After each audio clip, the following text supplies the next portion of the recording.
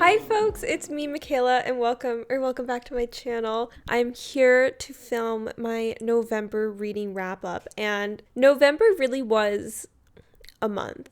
I was like inputting all of my reading data into my reading recap spreadsheet that I have, and honestly, like the beginning of the month felt so long ago. I'm looking at these books and I'm like, I read these in November?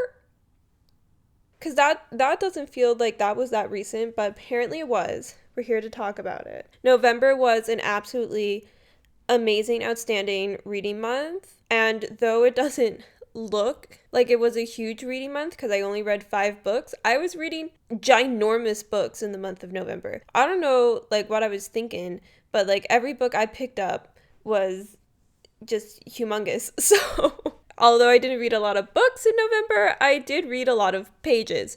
Let's just get right into it, right? As always, I will start with my overall stats for the month, and then we'll talk about the books individually. As I said, in the month of November, I read a total of 5 books, okay? I had 3 fantasy books, 1 mystery book, and 1 general fiction / literary book. 4 of these books were brand new to me. 1 was a reread, and I owned 3 of them and read them physically, and I loaned the other 2 and read them digitally. Hence why there's a stack of 3 books over here. I did read a total of 2,700 pages in November. When I did that sum, I was just like so happy that it turned out to be such an even number. Like it just like made my soul a little happy to know that I read 2,700 exactly, which averaged a book length of 540.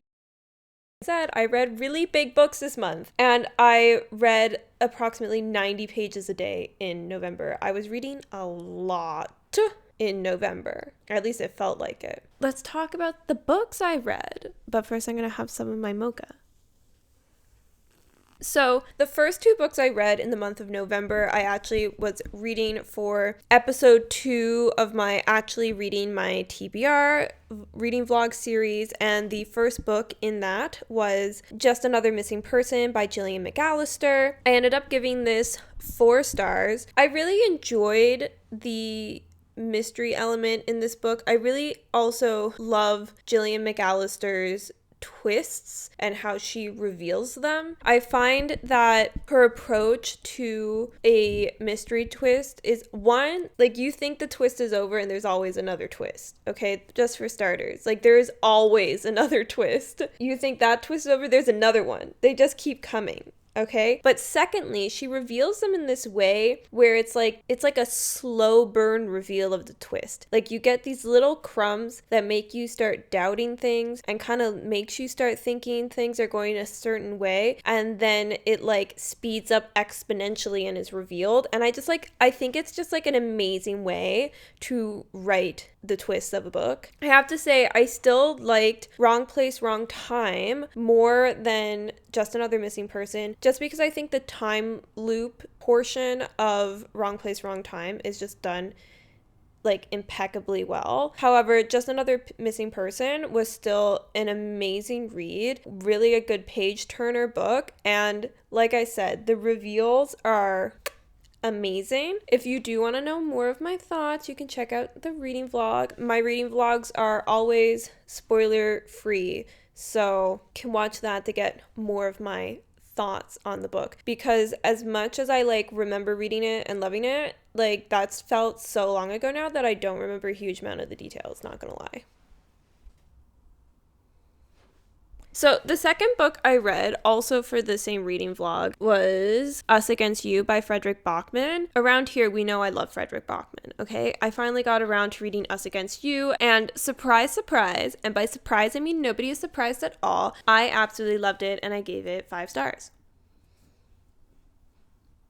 This is the second book in his Beartown trilogy, so I now only have 1 book left, which I am planning to buy like today with Black Friday deals and read it probably in the new year, just because I kind of already set my TBR for the end of the month and I definitely cannot fit any more books onto that TBR. But I read Us Against You, absolutely adored this book. The way Fredrik Backman writes his characters and the way he can so wonderfully encapsulate like the feelings and the relationships of like small community and like express all of these individuals so well in a book is like just amazing to me. And I think where this book leads from the first book, Beartown, now, and it's its own story, but then it also like sets up for greater expectations of what's going to happen in the plot for the winners, the third book. I have to say, like, I also think Fredrik Backman does a really great job of balancing plot and no plot, just vibes. Like, there's a very clear plot, but then also a lot of the book is kind of like just vibes because it's so character driven. But I think he like balances it really well where it's kind of like equally plot and character driven almost in a way. It's like because the characters drive the plot and the plot is the characters. I have no idea if that makes sense, but love this book. I definitely think I'm going to want to reread it so I can annotate it and highlight my favorite parts in it. I didn't want to annotate on my first read of a book. I like to just read the book and then I'll reread it at some point and then I can highlight all of my favorite parts. So that's my plan with that. My third read is for a reading vlog that is coming up next week. It is coming. I know I keep saying it's coming, but it is coming. And that was Jade Legacy by Fonda. This is the third and final book in the Greenbone saga. And I've been wanting to read this book for ages, but this book is a chunky book. This book is like over 700 pages long, so it was like a lot to take on, but I was like ready for it. I was like, I'm gonna read this book, it's gonna be amazing, and lo and behold, it was amazing. I gave it 5 stars. I think it was the perfect end to the Greenbone saga. I was reading it, and although I didn't guess what was going to happen exactly, it was like one of those things where you're like reading a book and you just cannot see it going any other direction. You're like staring down this path and you're like, oh, this has to lead to that. There's no other option. And it's just like, how are you going to get there is kind of like the question, at least that's how I felt about it. But I thought it was so good. I think the way it finalized everything was really impressive. I think finishing a trilogy that is this expansive is very difficult, and I think Fonda did an amazing job of that. And like, I finished reading Jade Legacy and then was immediately kind of sad because I like finished reading the Greenbone saga and I was like, oh, it's over. But like, I kind of wasn't ready for it to be over yet, But at least I read like a really amazing book. And now I think I'm going to have to buy the Greenbone saga because I'm going to want to reread it. And if I'm going to reread it, I'm going to reread it physically, because my only downside to this whole series wasn't even anything to do with the series. It was the fact that I was reading it digitally, and because I don't like reading digitally, it was like affecting my enjoyment of the book, which is like 100% fully on me. But like, I can't buy every book in existence, and I don't want to buy 700-page books and then not like them. But guess what? I was correct in my guess that I was going to love the Greenbone saga because I love the Greenbone saga, so I guess I probably should have just bought them to begin with. But here I am, having read it all digitally and loved it, and now deciding I'm probably going to have to buy it at some point in the future. Fun. So after reading, actually it wasn't even like after reading, I was kind of like tandem reading this next book with other books. I talked about this in my end of year TBR video last week, where I was doing a reread of Harry Potter and the Goblet of Fire. As I've mentioned multiple times before, I am rereading this series for nostalgia and to be critical of books I read when I was younger, and I will not be rating them or talking about them, but I will just be saying that I read them. So yeah, I read it. And I was basically reading this in the evenings and like on weekends while reading Jade Legacy, mostly while reading Jade Legacy, but also kind of while reading a bit of the next book as well. Just because like this book, in case you can't tell, this book is a brick. Like this is like an actual brick. Like let me do some masonry work and build myself a building with this book. That's the level of brick the book is. So I didn't want to be carrying this back and forth to work all the time when at work I only have like 30 to 40 minutes of reading time in a day. Didn't feel worth it to like lug this 3 kilometers both way uphill in the snow, in the rain. Okay, that's a bit dramatic, but like you get it. So I was reading this in the evenings and reading Jade Legacy during the day, and that's kind of it. Like, and I managed to finish it. Have to say, Goblet of Fire is one of my favorites in the series, though I haven't read the second half of the series in like almost 5 years now, so my memories of the second half of the series is not as clear as my memory of the first half of the series and Goblet of Fire. But I do really enjoy this one. Triwizard Tournament is fun, okay? You can't say it's not fun. There's dragons. And then the final book that I read in November is technically one that, guys, honestly, like, I finished it today, and it's December today. Am I filming my November reading wrap up on the day I'm posting it? Yes, because I procrastinated. And I procrastinated because I was reading this book.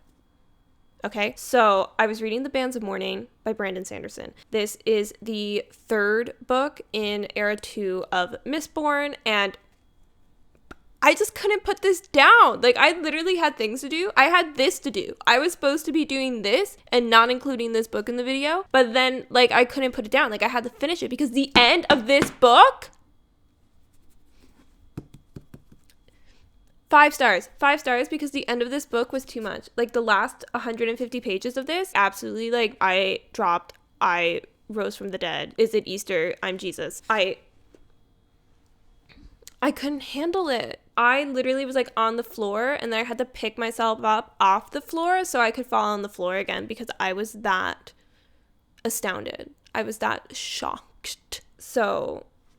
5 stars it is, right? I'm like so excited to pick up The Lost Metal now. I'm kind of like, do I try and buy The Lost Metal and then read it before the end of the year, even though I already have too many things to read before the end of the year?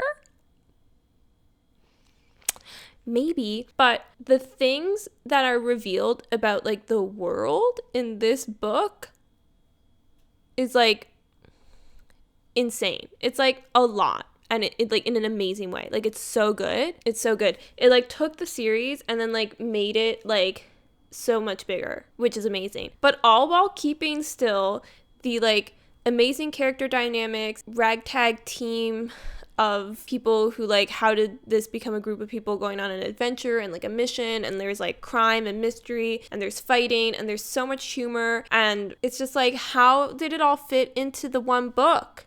How did it all fit in here?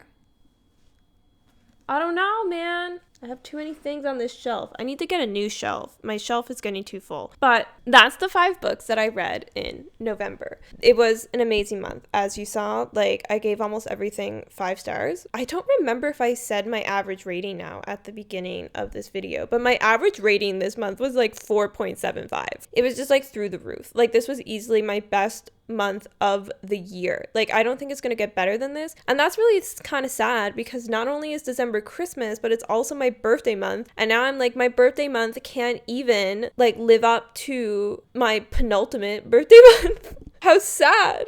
Oh my god, how sad that my reading has just been amazing. So I'm like on cloud 9 right now with my reading. So excited to pick up the next book. I love this feeling when you're just like so into reading, when you're just having so much fun with everything you pick up. Like, I'm having a great time, guys. Like, I'm living my best life. But I really should stop yapping because the more I yap, the more I have to edit. So let me clue up this video. If you happen to like it, make sure to give it a like, give it a little thumbs up. If you happen to like me, consider subscribing. I'd be happy to have you. Do let me know your thoughts on any of the books I've read. Also, let me know if you had such an amazing month of reading like I did in November. Also, like, it's Black Friday. Did you buy a bunch of books? Be honest, and then tell me what they were.